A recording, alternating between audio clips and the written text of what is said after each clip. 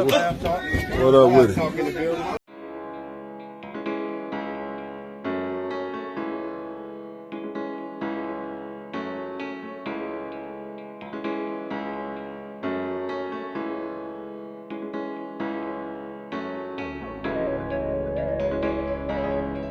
What up, everybody? This is Dub, back with another episode of Laugh Talk. Sitting here with one of Milwaukee's finest on the wheels of steel, the ones and twos. Go ahead and introduce yourself to the people. Hello, I'm DJ Bo Doesn't Know. A local vinyl DJ. Been doing it for, going on 7-8 years. Okay. Just spinning exclusively wax wherever I can.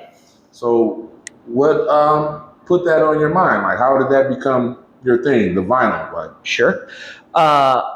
I started collecting records when I was in my, mid-20s, and as my collection grew, surprise, surprise, I like my taste in music, and I've always had an interest in stuff like that. I was always grabbing the aux cord or playing music on the jukebox. So I just one day was like, I think I got good music, and I want other people to hear the music that I got, especially some of the deeper cuts that you don't think about. So yeah. I approached a friend who owns a bar and got a couple of gigs and been doing it ever since. So it was just like a natural progression. Like, it wasn't like a thing that you sought out to do. Like, when you first started collecting records, you weren't like, hey, I'm going to DJ. Yeah, no, not at all. And if you had asked me back then, I probably would have thought I would have gotten into more digital DJing as opposed to vinyl. But as I've progressed, I have the whole rig now, 2 turntables, a mixer, a PA. So like basically anywhere with an outlet, I can set up and start spinning records. Oh, wow. So if I wanted to book you for a party or whatever, how do I get in contact with you? You can reach out to me on Instagram, Bo Doesn't Know. I'm there, and I take basically any gig I can get. Okay. Just because I love to do it, and I also play different genres. My wheelhouse is I typically do like funk, soul. I do a lot of hip hop. I love a lot of hip hop stuff. But yeah, I mean, there's a lot of different. Yeah, I was over by the airport this weekend, and man, they had a vinyl record show or something. I was gonna take a picture and send it to you. Yeah. You'd be like, man, what's wrong with this dude, man? But yeah, that's cool though, man. So you said that you would have thought you would have been into the digital. Mm-hmm. What is deterring you from that, or do you just choose not to do that? You just prefer to do the vinyl?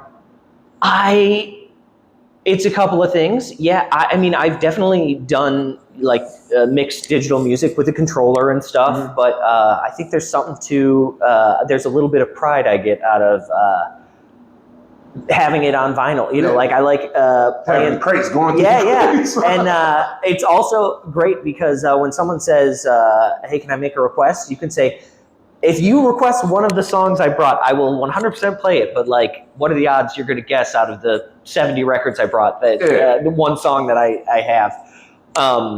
But no, there's a pride I get out of having it on vinyl. And I have friends who will be like, well, can't you just play it? If you wanted to hear that song, couldn't you just sneak it in and play it off your phone? And I have like, no, that's not what I'm doing here. So that's against the rules. Yeah, man. This is, if I'm going full wax, there's no exception. You gotta stick to it. But I mean, that's a good niche too, though, that you can market yourself and promote it as just that. Vinyl DJ, not too many people doing that. Yeah, no, it's, there's people for sure, but I think it's much more segregated by genre than digital. Like you hire a wedding DJ and they can play country, they can play hip hop, they can play electronic, whatever you want. But usually vinyl DJs have their niche and like they have that, and then they have a certain demographic of people that they only cater to. Yeah. I mean, so with that being said, how difficult is it to get like modern, like newer albums on vinyl? Well, there's some that like some stuff that like I've always wanted a copy of, but they just don't. It doesn't exist, Yeah, you know. And you can get bootlegs. I've definitely got a lot of bootlegs in my collection that are, you know, some of them are better than others, but it's kind of the luck of the draw, and depends on what artists. Like, if you're doing new stuff, you know, the big names, the big pop stars and rap artists, and they usually come out on vinyl. But like sometimes I'm in Target and I see vinyl, I see records in there, and I'm like, what? Yeah. So, and then there's that, and then there's like your really local artists. Like, I feel like the small acts press a lot of vinyl, but like it's the in between where it's like they're big, but they're like a record label's not putting money behind it for them. They're not willing to invest the money because. I think it's more because of just the way of the world now. Like, people aren't really buying tangible goods. Everything is intellectual or digital, as we should say. Yeah. And with my collection, I try and cast a pretty wide net because I mean, I just like music, and I like like I said, when I started, is like I was spinning records in my house just for me, and was like, this is good stuff. Like but somebody needs to hear this. Yeah, exactly. Especially those old funk records that like you've never heard of this band. Like they weren't radio popular. I found this in a dollar crate. Yeah, like and it's a hit, and the group members probably don't even have it. Yeah, exactly. So, yeah, that's dope, man. But so what's the goal with it? Are you just going to try to grow as a DJ, or is that even on your radar as far as like becoming a full-time doing this as a job? I would love to do it as a job. I don't think that the market is there for me to do it as a full-time thing, but I definitely you can always take DJ Shauna's job over there because she ain't that good. So. I definitely try to push myself every time I do it. I was actually just saying to my partner that I was like, I got this gig coming up, and I want to do a really good job. And it's like, obviously that's always the goal, but I from picking what I'm going to bring, that's somewhere you can go wrong, to like planning out how you want the kind of flow of the night to go. Yeah. So I'm always trying to do a better job, and I think the better you do, the more gigs come your way. See, but better, I'm doing that in air quotes because like it's all relative though. It's all relative to you. I mean, and you get to the function and you brought one set of records or whatever you want, and then it's like a totally different vibe. Like, you have to read the room. So it's like, I guess it just gets, it's by the personal preference of each person and how the night goes. Like, because you can always sway them. So there's definitely some of that. And one thing that I think about a lot that I think not enough DJs think about is like, there's some songs that may be a little more challenging to the average listener, and you kind of have to earn those. Like, you kind of have to, if you can get the crowd hooked, then you can play some weirder stuff. But like, you got but there's a level of like, you know, you got to get everyone on the same page before you just read the room. Yeah, Definitely.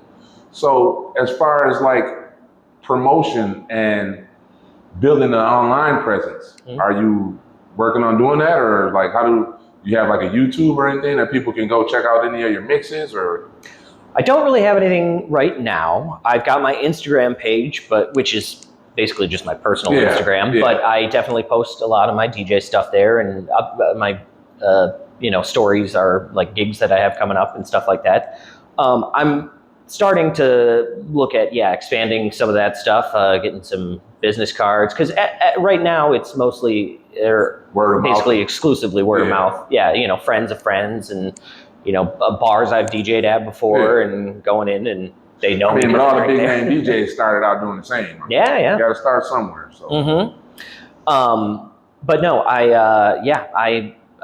it's a hobby of mine that I really have a passion for. So I don't foresee myself stopping doing it. And that's more reason to go ahead and try to capitalize and monetize it, because you actually have the passion for doing it. Like, if you love to do something, that's the American dream, to get paid to do what you love to do. So, I mean, if that's something that you wanted to look into doing, like as far as building an online presence or getting on these digital platforms or whatever, I can always, give you a little tips and hints or whatever. Or like we're doing this, set up your setup and do a mix and just record it on the phone. Yeah, no, that's bring it in from here, and I could. Yeah, that's a great idea. And like you suggested, putting a few mixes up on SoundCloud. I don't know how that works with copyright and all that. SoundCloud, you can do whatever because it's for promotional use. You're not selling it. Yeah. Now, if you went to try to go on Apple and all that, now you're going to get flagged and you got to get approval and all this different stuff. But as far as the mixes and YouTube and SoundCloud, you can put whatever you want on there. Yeah. Because it's for promotion. You're not selling it. So. Yeah. No, that's a good idea. But if your YouTube grows to the point that you're monetized, you will get paid for your content. And then there's different ways that they go about okaying the copyright. Sure. Because a lot of artists will okay you to use their stuff. Yeah. It's not like they know that you're not a millionaire, so they're not trying to get money out of you. Right? Yeah. One of the things that I should put on the internet is I did over quarantine. I made a hour-long funk mixtape that I I recorded to cassette. I did live. Yeah, I did live for a half hour for one side and then half hour for the other side. A cassette tape. I made 6 copies and handed them to my friends who had cassette players. But that's what is the that's like the golden egg. What is I can't remember the word, but like I'll get it once we get off of here. But it's gonna be very sought after in the future. I remember I had this. Yeah. So. Oh no, Bo doesn't know is Funk with the Best of a mixtape. Hey. He only made 6 copies. Hey, you never know, man. But yeah, that's awesome, man. So what is there anything that you should that you are like aspiring to do that you haven't done, or any records that you're trying to find that you can't get? Or there's always records to be had, and ones that are very rare or very expensive because they're very rare. And there's venues I haven't played that I'd like to play. I can't think of any at the moment, but they're in terms of my growth from where I started. There's a bar called Boone and Crockett that has a really great riverside patio. Oh wow! And I've seen people play there all the time, and I was like, "This is a place I'd like to play." And last summer, I played there a number of times over the summer, just the outside bar in the summer. Goals, man. Yeah, it felt good. It was like I dreamed about doing this a couple years ago, and now here I am. That's all you gotta do is just keep doing it. I mean, yep, and keep networking and meeting folks who are interested and getting the word out there. For a person like me that doesn't really buy vinyl, what is the average pricing on records nowadays? Like, is it? Well, it depends on if you're buying new or used. The new records, I actually won a $50 gift card to a record store the other day. Oh, okay. And I went in and bought 2 records and went $20 over budget. What? 2 records and $70? Yeah. Well, that's another thing, is because a lot of newer records are made for streaming, so they're all an hour plus long. So you don't get single records. They're always double records, so they cost more. Yeah. But older records, you can get really cheap stuff if it's something nobody's ever heard of. And like there's some really good gems, but you got to dig for them. Yeah. But I'd say, most records are $10, $15. What are some of the places, the unlikely places that you've found gems in, that you found records that, like, oh man, look at this. Like, what I can't believe I found this here or whatever. Well, I have one place, and it's a secret, so don't tell anybody. But Half Price Books has the best 45 collection anywhere. I found a ton of really good singles there. And a lot of stuff from like the 80s. I don't know why my mind wasn't putting that. I don't know why I didn't think of a bookstore. Yeah, Half Price Books. I got Eddie Murphy's Party All the Time there. I got no, I got some stuff I play Saturday Night by the Bay City Rollers. Like I've got some really good stuff that I play almost every time I DJ. Oh wow! At Half Price Books. Oh man, I have to go check them out. You guys hear that, man? Go in there. Don't go and try to buy records now. Yeah. You know, when people see people doing stuff, that's what they would decide they want to do. Right? Yeah. So, as far as your equipment and your setup, what kind of turntables and mixer and stuff you working with? Sure. I just have a Newmark. It's a very simple 2-channel mixer. And then I have 2 Audio-Technica LP-120s, which are the Chinese knockoffs of the Techniques 1200s. That's what my brother used to have, the Techniques all the time. Those have maintained their value, so they're still pretty expensive. I don't know anything about it. I spent probably 3 or 4 years putting together my whole setup, and like ideally I would eventually like to upgrade to the Techniques, but right now that's what I have, and it's, you know, is it the best system in the world? No, but it works. But once we start to mess with this internet and you digitize and start to promote, and hopefully the income starts coming in to where you can just, hey, I'm upgrading now. So yeah, exactly. Well, that's what I did, is I would take my money from my gigs, and you know, this payday I'm gonna buy a record case. Yeah, stuff like that. Yeah, that's the best way to do it, slowly but surely. I mean, don't try to go broke trying to do like me. Like I used to do it. Like when I was trying to do music, man, I would go spend thousands of dollars promoting people and artwork and merchandise, T-shirts and all this stuff, and then end up giving it away because I don't really have fans. Yeah, exactly.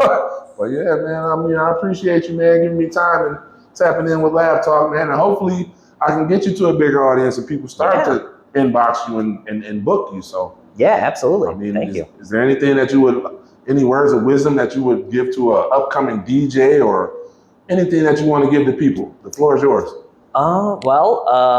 Keep it fun. That's probably my number one rule if I'm doing a party, is keep the beat up, keep the tempo up, people like that, and just have fun.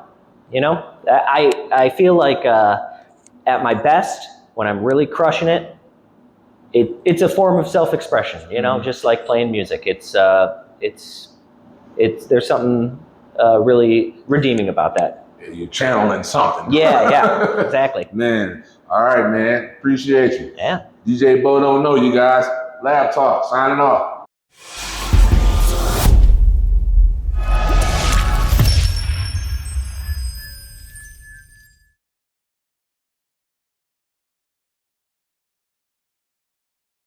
Lab Talk, it's the vibe.